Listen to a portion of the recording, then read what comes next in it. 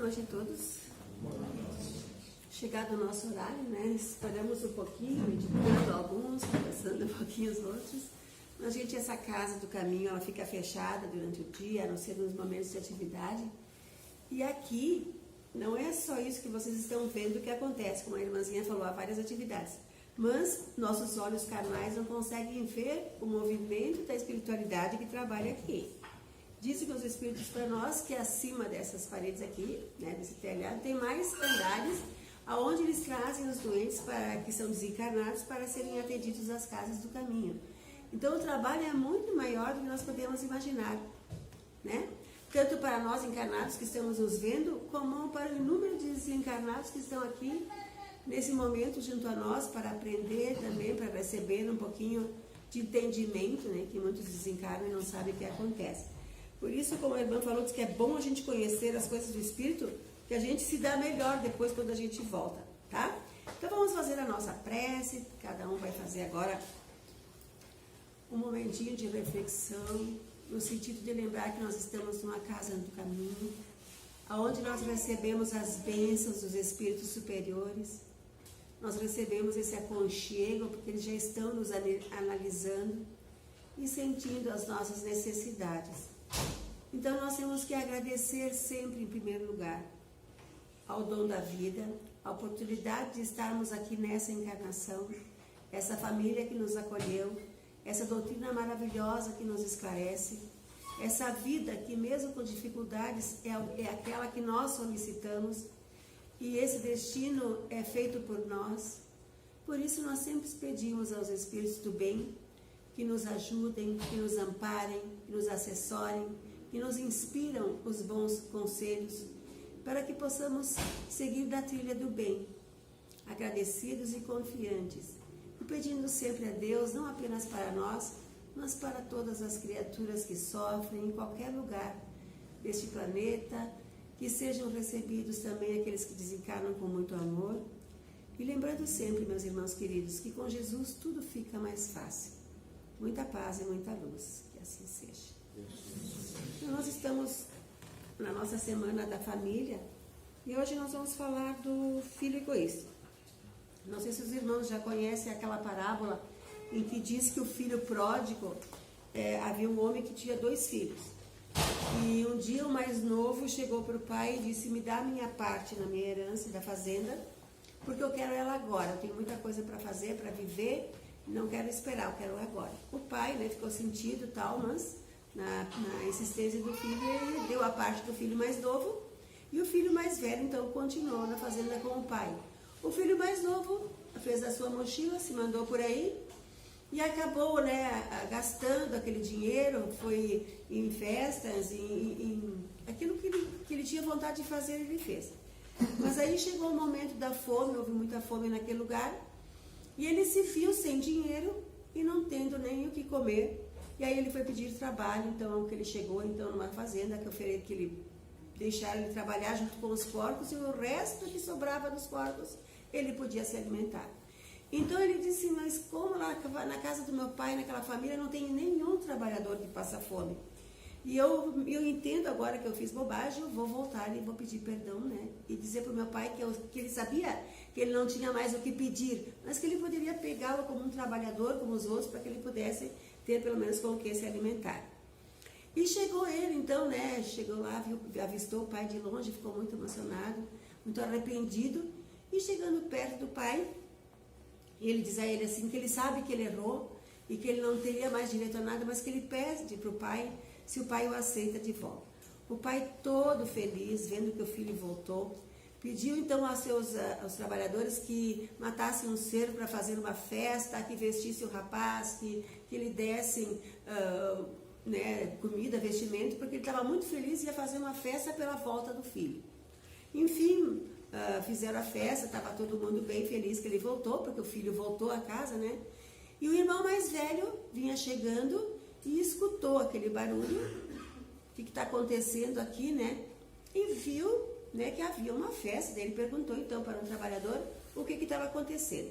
E o trabalhador disse: não, o teu irmão voltou, ele voltou pedindo perdão ao pai, o pai feliz abraçou, mandou matar um cervo, cervado, uma coisa assim, E estamos fazendo agora a comemoração da sua volta, felizes pela volta dele.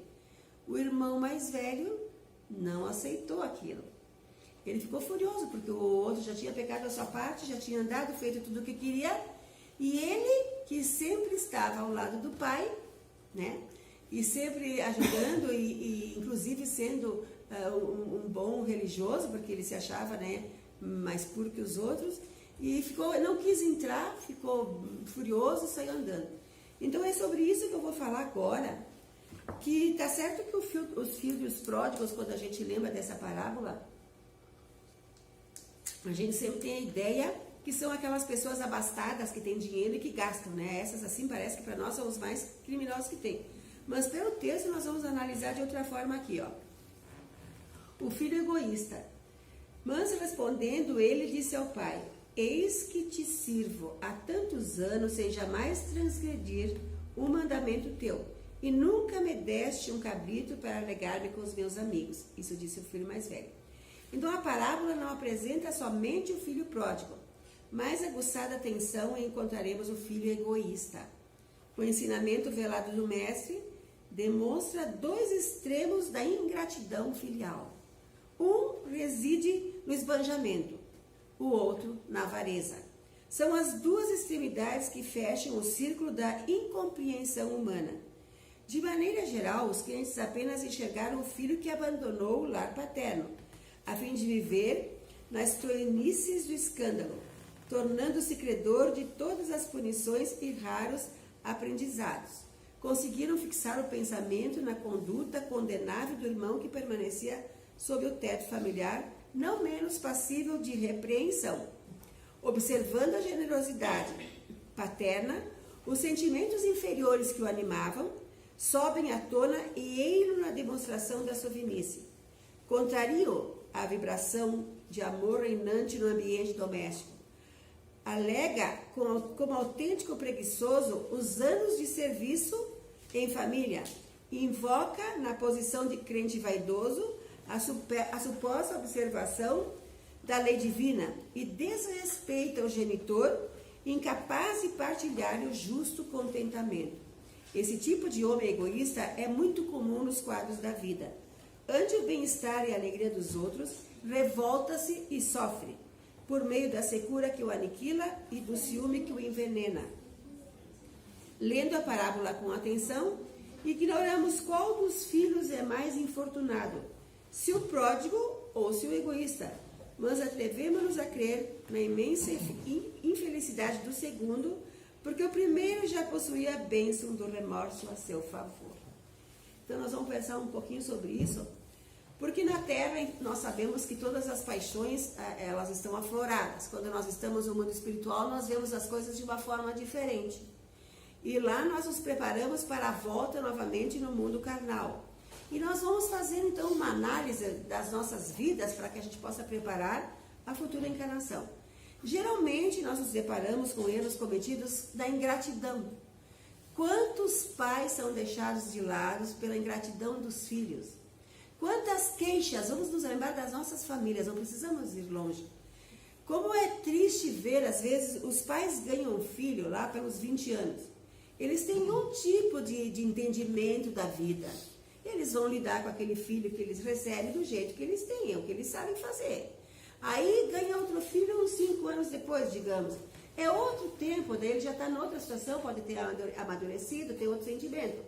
E às vezes os pais tratam os filhos, claro que a gente vê de tudo, mas a grande maioria, os pais têm uma tendência a ajudar o filho que mais precisa. Mas a gente percebe, gente, isso em todas as famílias, a inveja entre os irmãos. O ciúme, não, porque ele gosta só do Pedrinho. Não, o Pedrinho é o favorito. Às vezes é que a criatura não está necessitada. Ela não consegue, às vezes, ir por si. Não é claro que os pais têm a preferência. A não ser que haja muita afinidade entre os irmãos, porque nós sabemos que nós estamos vindo e rolando de encarnação em encarnação. E muitas vezes nós estamos unidos com os mesmos espíritos que nós estávamos juntos em encarnação passada. E nós colocamos, às vezes, na nossa vida aquele que não é tão afinizado conosco. por isso que nós percebemos, gente, que às vezes uma mãe diz, mas eu criei 5 filhos todos igual, por que a Luizinha e o Zezinho são diferentes? É porque as vivências com os filhos são mais afetivos, são mais de laços, possibilidade de felicidade de virem juntos. E às vezes o outro que vem, às vezes até por um resgate, porque tem que ajudá-lo. Você sabe que as crianças, elas já demonstram o seu caráter logo quando nascem. Alguns já nascem que olham com aqueles olhinhos assim, que só falta, né, dar um apertão. E outros já é mais dócil, são temperamentos diferentes. Mas lembrando que as famílias, elas se reúnem porque tem, na sua grande maioria, resgates a cumprir, algumas coisas que aconteceram no passado, que ficaram para trás, que agora tem que rever e fazer de novo, porque não adianta querer progredir sem ter cumprido todos os passos. Então nós vamos receber a nossa família, fizemos a nossa pesquisa, os nossos filhos vão nascer junto conosco porque nós temos alguma coisa, ou eles conosco, ou nós com eles. Quantos filhos foram desviados? Vou citar um caso, por exemplo. O cara assassina um pai de família. Esse pai de família desencarna, tinha missão com os filhos que ele trouxe, mas esse assassino acabou tirando a vida desse pai. Esse cara vai preso pelas normas da sociedade, ele paga o débito que ele contraiu com a sociedade, enfim. Só que aqueles filhos daquela pessoa que ele assassinou podem ter enveredado por caminhos que se ele estivesse presente, ele poderia ter assessorado, ajudado e não aconteceria aquilo. Como é que vai se fazer a coisa para remediar tudo isso? O sujeito já pagou o seu crime perante a sociedade, ficou preso X número de tempo. O pai foi embora, não pôde assessorar os filhos encarnados e os filhos acabaram, né, por caminhos diferentes. Então, olha como a espiritualidade é fantástica. Por isso que às vezes as diferenças das famílias têm um porquê no passado. Esse cara que matou essa pessoa, numa futura encarnação, ele vai ter que voltar. Não é só o fato de ele ter, né, reparado o mal perante a sociedade, ele vai ter que reparar o mal perante a espiritualidade. E muitas vezes ele vai pegar aqueles filhos que ficaram desviados para si, como seus filhos, porque ele vai ter um resgate com essas crianças, com esses filhos que ficaram. Aquele que morreu, no caso, ele tinha também um débito, e nada é por acaso. Ninguém morre de véspera e ninguém morre por acaso, a não ser a pessoa que se suicida. O que é a pior coisa que se pode fazer, né? Nós sabemos que o suicídio não corrige nada e não ajuda ninguém, só piora. Então, tudo fica alinhavado para uma futura encarnação. Então, às vezes, essa família recebe um filho totalmente diferente dos outros. Porque ele já veio com alguma tristeza, algum acontecimento que tem lá atrás. Então, os pais devem ter uma atenção redobrada nesse filho mais necessitado, porque ele já tem um problema a ser resolvido. E às vezes os pais às vezes não atentam para isso e acabam rechaçando aquele lá, né? Deixando um pouco ele de lado. E aí começam os problemas na família, gente. Você sabe que os grandes problemas familiares são por bens materiais, né? A grande maioria, se os pais não dão, se dão mais para um, ou se não dão para o outro igual, odeiam-se mortalmente e acabam, em vez de se harmonizar, que tinham vindo junto para se harmonizar, acabam se afastando mais uma encarnação. E aí, até que se reúna novamente na espiritualidade, essa família, para pôr os pontos nos is de novo, pode demorar, às vezes, até séculos. Mas vai chegar um momento que eles vão se reunir para repor de novo as coisas todas no lugar. A espiritualidade é fantástica, gente. A gente vem e vai. Agora nós estamos aqui, nesse período bastante difícil, aonde nós vamos ter que fazer muitas preces, porque os acontecimentos, como aqueles que as pessoas que acompanham a internet estão percebendo, as calamidades, as tragédias, as coisas erradas que estão acontecendo no mundo todo. E não é porque o Brasil também vai receber a sua carga, nós ainda temos algumas expiações, mas os outros países têm um karma muito pior nas suas costas, pelo que eles fizeram aos outros povos. E nós, graças a Deus, o Brasil não tem tanta coisa assim para resgatar, mas mesmo assim a gente vê a criminalidade como está. E essas famílias que têm mais ou menos a religião nas suas vidas, são tementes a Deus, que fazem prece, que ensinam os seus filhos, elas têm assim a seu favor a espiritualidade do bem que as ajuda. Não que as outras não tenham, é que as outras repelem os espíritos do bem. Os espíritos do bem vão na família, eles fecham as portas. Como é que se fecha as portas para os espíritos? Com gritarias, com brigas, com ódios, com desavenças dentro de casa. Como é que os espíritos vão entrar? Se o ambiente está perturbado para ajudar até as crianças que estão aí, as discussões, as desconfianças, as traições, tudo isso faz com que os espíritos não consigam entrar nos lares. Nós que somos espíritas dizemos sempre, os que vêm aqui, os que entendem um pouco, façam o evangelho no lar. Ensine seu filho a conhecer Jesus. Ensina seu filho que existe uma espiritualidade. Ensina seu filho a saber que não é só essas pessoas que ele enxerga. Existem os espíritos amigos, como existem os espíritos inimigos. Tem que ensinar as crianças. A criança até os 8 aninhos, ela escuta, até os 7 aninhos, ela escuta muito o que os pais dizem. Ela os ouve e atende. Depois fica mais difícil. Né? E por isso que às vezes o filho, quando não é bem tratado, não é bem ajudado, logo de pequenininho, que até os 7 aninhos os pais tinham toda a chance do mundo para remodelar esse espírito, se ele perder essa chance, às vezes ele vai ter aquele filho ingrato. Ele vai se queixar de coisas que os pais nem sabiam que estavam fazendo, coisa assim. Sempre vai ter aquele que vai reclamar, nunca se acerta 100%. E ele também vai ser pai, um dia ele vai entender. Só que hoje nós estamos vendo que a rapaziada nem quer filhos. A grande maioria ali ficam 30, 40, 50 anos e não tem filhos. Então eles não sabem o que é a renúncia, se dispor para o outro, fazer alguma coisa que não seja o mim comigo, para ajudar alguém. Gente, essa experiência dos filhos no lar é tantos sentimentos que a gente tem dentro que a gente não sabe que a gente é possuidor. E a gente vai ver desabrochar quando a gente tem outra pessoa que depende. E hoje em dia o egoísmo está muito grande. Estão querendo tirar Jesus das escolas. Estão querendo tirar as palavras. Querem tirar, é uma guerra religiosa que nós já estamos passando. E ela já começou.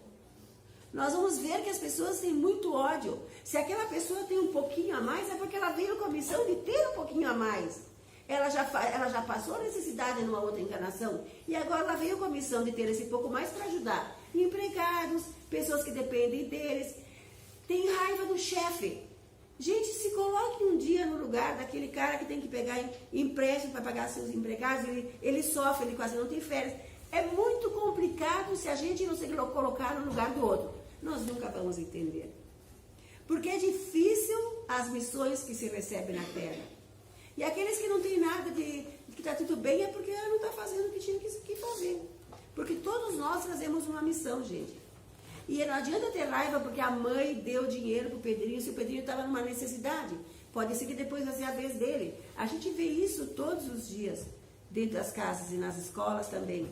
Então, que os pais possam ter os olhos para os mais necessitados, ajudar e lembrar que todos são seus filhos, não só 2, 3, e procurar não fazer discórdia entre os filhos, que às vezes jogam uns contra os outros, e essas coisas fazem com que levem para a espiritualidade situações que não foram corrigidas e vai trazer mais pedregulho lá para outra encarnação, que vai demorar mais para tirar o lixo do caminho.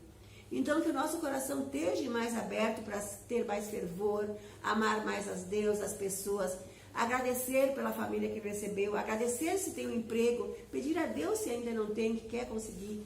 Nós temos que fazer a nossa parte. Não adianta eu sentar na minha cadeira e esperar que Deus resolva tudo. Não é assim.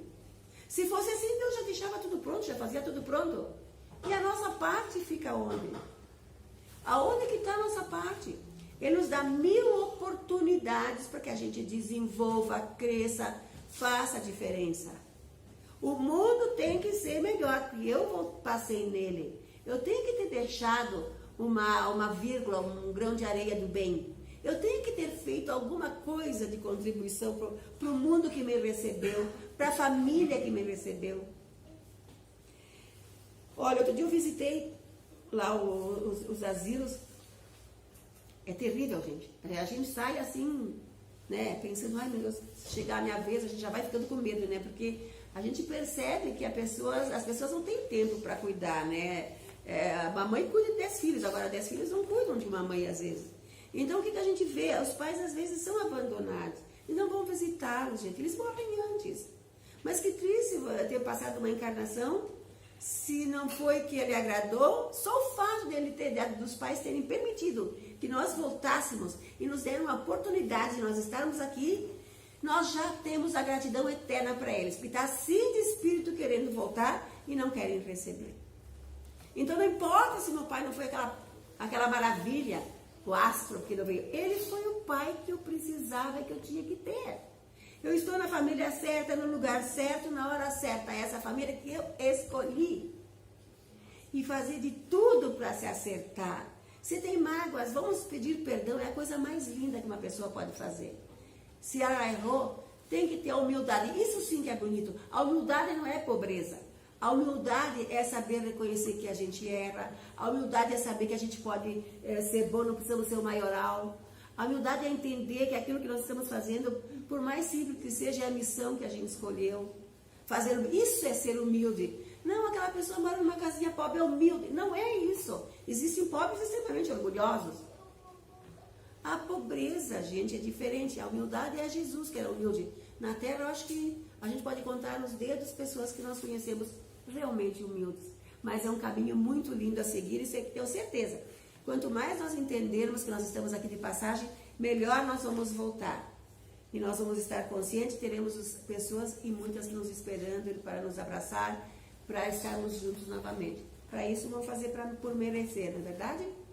Então, meus amores, vamos agora encerrar essa parte aqui. Lembrando que nós temos os anjos da guarda do nosso lado, nós temos os espíritos amigos. Vamos fazer mentalizações para que eles possam chegar até nós, nos dar os passes que nós precisamos. Às vezes nós estamos em casa com 1000 preocupações. Se nós meditarmos um pouquinho, nós vamos conseguir captar a mensagem que eles estão nos passando. Então sejamos mais serenos, mais tranquilos e sabendo que Deus não abandona nenhum dos seus filhos. Tá bom? Então vamos fazer a nossa prece. Agora nós vamos fazer o nosso passe. Lembrando que os espíritos estão aqui, médicos de espaço também, se alguma pessoa estiver necessitada, ou se tiver alguém que se lembra que está muito necessitado, está precisando muito de ajuda, mentalizem esse irmãozinho para que ele também possa receber. Os espíritos vão e vão acolhê-lo. De nossa parte, nós só temos que te agradecer, Pai, por mais esse momento. Que os nossos irmãos aqui presentes recebam as energias, os fluidos salutares, que possam auxiliá-los tanto físico como espiritualmente, para que possam sair daqui muito melhores do que quando aqui chegaram. Que possamos abandonar as mágoas e rancores, abrir os nossos corações para receber a boa nova, esse Pai maravilhoso e bom, que é nosso Pai de amor, que nos aceita como somos e que nos dá inúmeras oportunidades de sermos cada vez melhor.